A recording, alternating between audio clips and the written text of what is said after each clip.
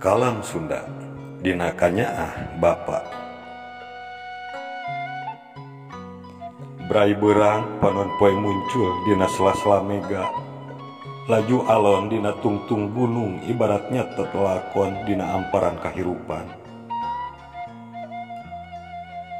Waktu dikandung ku indung nu musti luyu jeung amanah ti Gusti anu Maha Suci.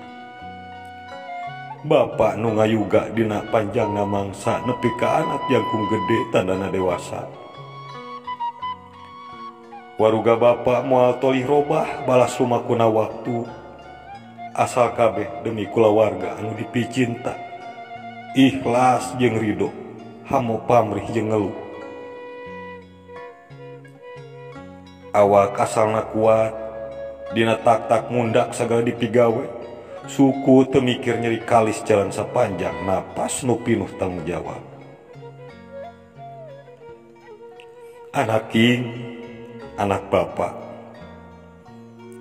Bapa teu hayang anjeun apal awak bapa kotor, awak guleuy leutak.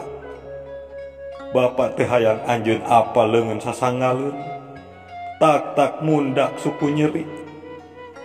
Nu kapikir ku bapa kumaha neangan Riki keur anjeun sakola, keur anjeun ngaji demi bekal jaga waktu anjeun dewasa.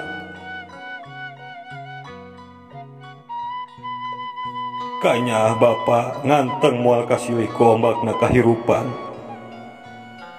Anjeun budak bapa nu bakal dipupusti, anjeun budak bapa nu terus dinanganeng pinuh asih jeung heman. Anak king, ti gubrag lahir nepi ka dewasa, bapa teu menta-menta anjeun mulang tarima, teu menta anjeun kudu barang bere. Kolot cukup miharep anjeun cager bager bari bisa babakti.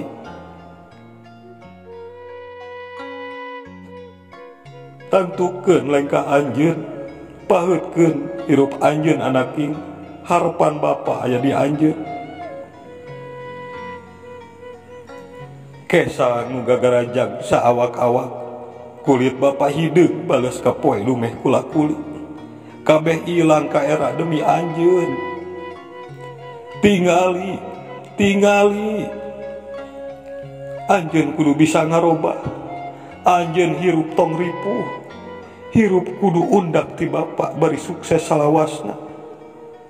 Brahal anak king, brahal lumaku dina waktu, lumampah dina mangsa. Malar anjeun hirup bari hurip aya dina ridho indung jeung bapa.